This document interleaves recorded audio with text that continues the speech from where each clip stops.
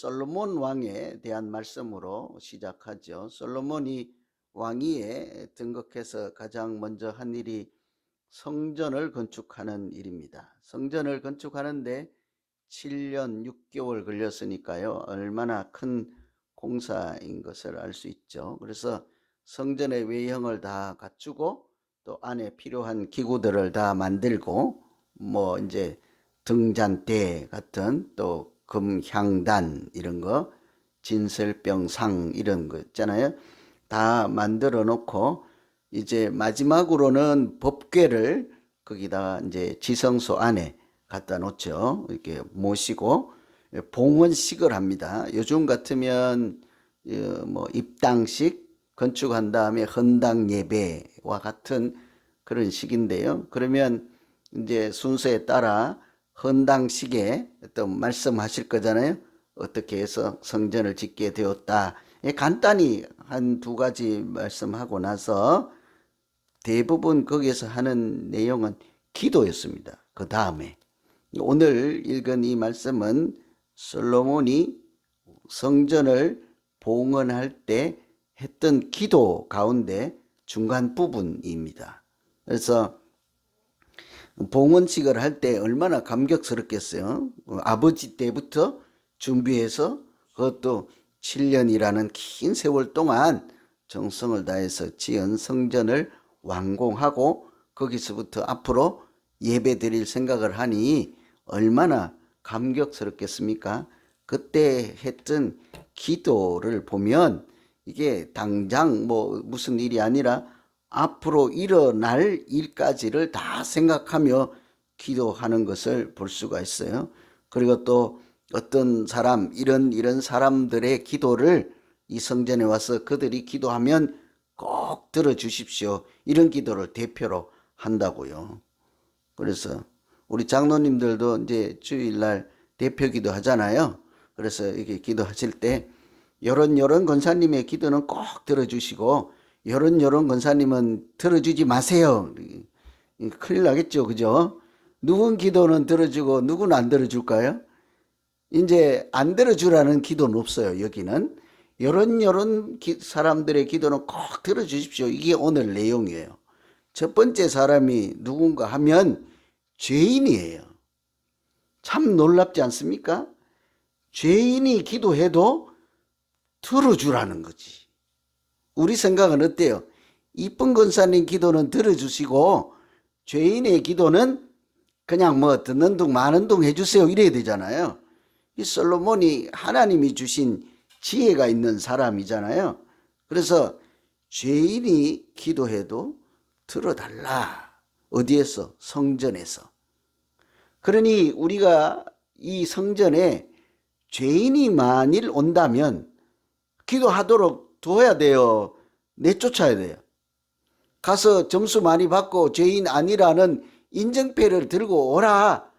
그러면 봐줄게. 들어오세요. 죄인이 와도 성전에는요. 죄인은 다른 데는 다 못 가도 교회는 올 수 있는 거예요. 그렇지 않습니까? 교회는 올 수 있는 거예요. 그래서 요즘 뭐 이런저런 얘기들 할 때 제가 우스개 삼아 우리 교회도 어디 감옥에 가서 하는 전도 있잖아요. 그거 꼭 해봐야 되겠다 싶어. 아니 그러니 그런 얘기를 이제 했더니 아니 착한 마을에 가서 전도를 해야지 왜 죄 짓고 감옥에 있는 사람들에게 전도를 하냐고 어떤 권사님이 와서 항의를 한다고 치면 어째야 돼요? 그 권사님 얘기대로 안 가야 됩니까?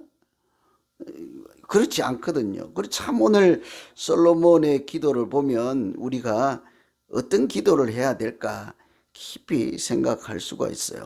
33절에 보면 이스라엘이 주께 범죄하여도 그러잖아요. 주께 범죄하여. 또 35절에도 만일 그들이 주께 범죄함으로 말미암아 죄를 지어서 다른 나라의 전쟁에서 지게 되었거나 또는 하나님이 내리는 벌을 받는 중인 사람일지라도 와서 기도를 하면 하나님 그들을 용서하시고 들어주십시오. 이런 내용은, 이런 기도는 아멘이 좀 되십니까? 안 되십니까? 죄인이 와도 우리 교회는 품어주시겠습니까? 아이고, 오늘은 참 너그러우시다, 그죠? 이게 참 교회라는 게 그래요. 이 솔로몬이 이 사람들이요, 누군가 하면 33절에 맨 앞에 주의 백성이에요. 하나님 나라 사람, 선택받은 사람들, 부름받은 사람들, 거듭난 사람들, 예수 믿는 사람들, 교회 다니는 사람들, 우리 교회 성도님들이 살다가 인간의 연약함으로 또는 믿음이 연약해서 죄를 지을지라도 그럼에도 불구하고 그들의 기도를 들어주십시오.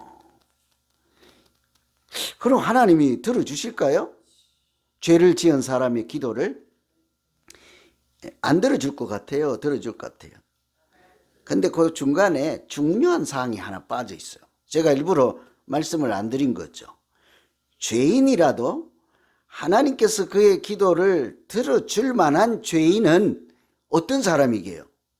작은 죄를 지은 사람? 큰 죄를 지은 사람? 하나님의 백성인데도 죄를 지은 사람? 이런 거하고 관계가 없는 거예요. 적으니까, 죄가 작아서 이 사람 기도는 들어주고 저 사람 죄는 크니까 안 들어주고, 믿다가 죄를 지은 사람은 들어주고 원래 안 믿는 사람은 죄를 지어도 들어주지 말고, 이런 차이가 아닌 거예요. 그러면 죄인이라도 하나님께서 그의 기도를 들어줄 사람은 누구게요? 죄를 회개하고 돌이켜 하나님께로 돌아오거든요. 죄의 잘못을 알고 다시 하나님께 돌아와서 내가 죄인이로소이다 하며 하나님을 인정하거든 주의 백성들의 연약함을 불쌍히 여기시고, 믿다가도 죄를 짓는 사람들을 하나님 불쌍히 여기시고 그들의 믿음 없음을 불쌍히 여기시고 그들의 기도를 들어주십시오. 그렇죠. 그러니 하나님께서 기도를 들어주는 사람 누구게요? 죄인일지라도 죄인인 상태가 아닌 거죠. 다시 하나님을 찾는 사람이에요. 죄를 짓고 인생을 망치는 것이 잘못되었다 하는 것을 아는 사람들이죠. 하나님께 돌아와서 성전으로 다시 교회로 찾아오는 사람들이죠. 그래서 아무리 죄를 어제 지었다 할지라도 교회에 올 때는요, 이미 그 사람은 하나님을 찾고 있는 중이지 않겠습니까? 밖에서 아무리 미운 꼴로 살았다 할지라도 이미 교회에 발을 디뎌 놓는 사람, 교회에 와서 예배 자리에 앉아 있으면요, 모양이 어떤 슬리퍼를 신고 왔던 청바지를 입고 왔던 이미 그 마음속에 자기가 죄인임을 알고 하나님을 찾는 사람이죠. 틀림없이 하나님은 그가 죄인이었을지라도 은혜를 주시고 선한 길로 인도해 주실 줄로 믿습니다. 이 솔로몬이 그래서 죄를 지었을지라도 주의 백성 믿는 사람들일지라도 앞으로 잘못할 수 있습니다. 우리도 마찬가지잖아요. 오늘 믿음 좋던 우리도 내일 무슨 일 때문에 또 반대가 될 수도 있잖아요. 그럼에도 불구하고 그들이 돌아오거든 불쌍히 여겨주셔서 다시 하나님 품어주십시오. 교회가 그런 곳이지 않겠습니까? 교회는 마치 용광로 같아서 누구도 품지 못할 사람이 없는 곳이 세상에서 유일하게 교회가 되어야 할 줄로 믿습니다. 교회라고 하니까 아멘이 얼른 할 수가 있는데요. 교회의 이제 조각, 교회 중에 한 부분인 나라고 생각해 보세요. 예수 믿는 나는 죄인일지라도 그 사람이 교회 다닌다고 하면 손 붙잡고 예배 드리러 가겠습니다 하면 아멘이 돼요? 안 될 수도 있거든. 이게 우리의 기도예요. 그래서 오늘 첫 번째 기도는 우리가 어떤 사람일지라도 솔로몬이 성전에서 기도한 것처럼 우리 교회가 죄를 지었든 실수가 있든 어디가 있든 허물이 있든 하나님의 이름을 부르는 자 누구든지 품어줄 수 있는 큰 그릇 같은 교회 되게 하시고, 우리 각자 교인의 한 사람 한 사람도 솔로몬처럼 이 땅에 이렇게 세상을 어둡게 만드는 죄인들까지도 위해서 기도해 줄 수 있는 주의 사랑이 넘치는 나의 믿음 건강한 삶이 되게 하여 주시옵소서. 그렇게 기도할 때 하나님께서 틀림없이 우리를 통해서 우리 자신뿐만 아니라 그 죄인들까지도 선한 길로 인도하시고 하나님의 역사가 나타나게 하실 줄로 믿습니다. 두 번째 기도를 들어달라고 기도하는 사람은 41절이에요. 41절 먼저 한번 읽어보겠습니다. 주의 백성 이스라엘에 속하지 아니한 자, 주의 이름을 위하여 먼 지방에서 온 이방인이라도 그들이 주의 크신 이름과 주의 능한 손과 주의 펴신 팔의 소문을 듣고 와서 이 성전을 향하여 기도하거든 하늘에서 들으시고 부르짖는 대로 이루어 주시옵소서. 이게 기도란 말이죠. 거기에 보면 누가 있습니까? 주의 백성 이스라엘에 속하지 아니한 사람, 한마디로 이방인인 거죠. 우리가 생각할 때 이방인 개념은요, 이 사람들이 생각하는 이방인 개념하고 많이 달라요. 우리는 그냥 우리가 다른 사람, 우리나라 아닌 사람 그냥 좀 그렇게 할 수 있는데, 이 사람들은 아예 사람 취급을 안 한단 말이죠. 이방인은 그냥 돼지나 소나 이런 짐승들처럼 생각하고 쟤들 사람 아니야 이렇게 하니까 우리가 생각하는 정도를 훨씬 넘는 이방인 개념이 있는 문화적 배경을 갖고 있죠. 그럼에도 불구하고 솔로몬은 뭐래요? 이방인일지라도 기도하면 들어달라는 거죠. 참 배가 아플 수 있습니다.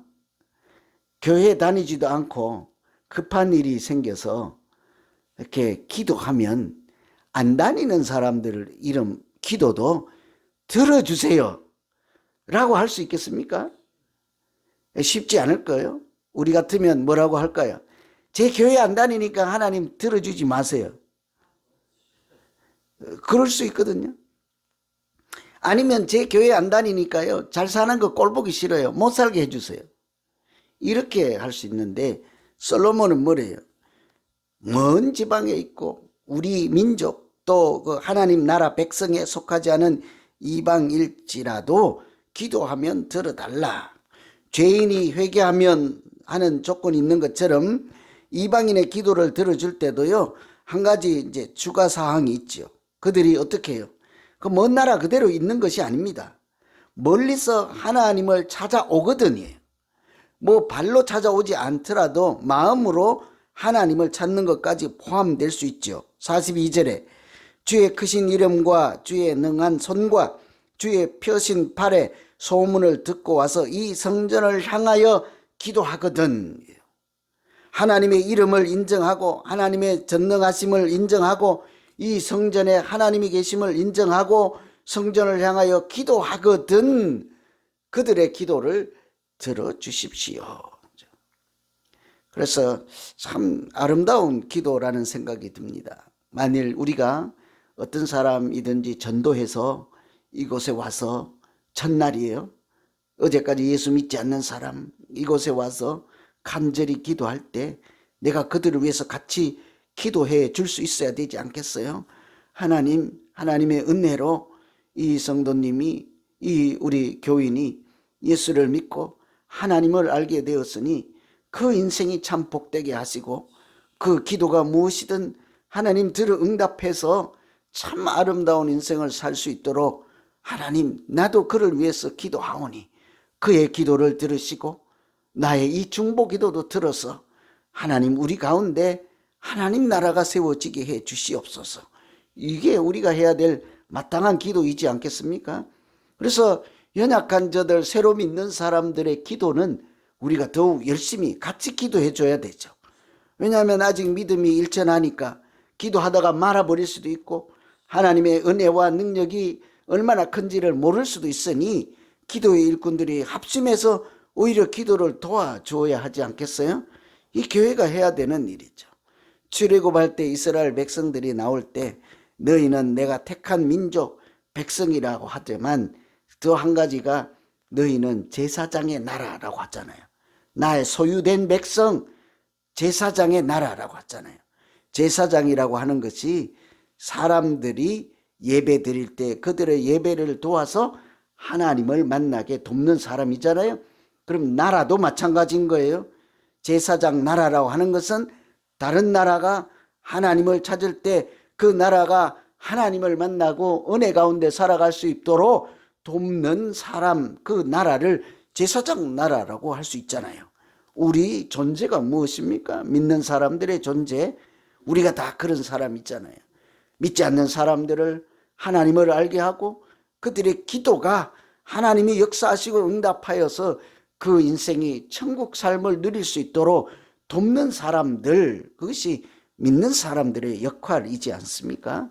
그래서 오늘 이 기도를 보면 참 우리가 평소에 하지 않던 그런 기도까지도 해야 하겠구나 하는 생각이 먼저 들지요. 죄인들까지도 품고 이방인들까지도 품어서 그들을 돌이켜 하나님께로 인도할 때에 여기 보면 하나님께서 그 선한 길로 인도해 주시고 하나님께서 은혜 베풀어 주시옵소서.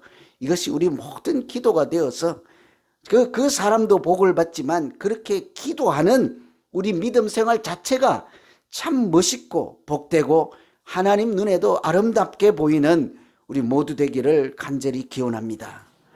그래서 오늘 이렇게 한번 아름다운 기도에 도전하는 새벽이 되면 좋겠습니다. 우리 한번 말씀 의지해서 같이 한번 기도하죠. 하나님, 어제까지는 내 기도만 했지만 죄인을 위해서도 기도하고 남 모르는 이방인 같은 사람들 위해서도 기도하며 우리 교회가 하나님 품같이 예수 그리스도의 마음같이 참 큰 그릇 같은 교회 되도록, 큰 그릇 같은 사람 되도록 주여 도와 주시옵소서. 우리 말씀 의지해서 말씀 기도 같이 하겠습니다. 각자 기도합니다. 하나님 아버지,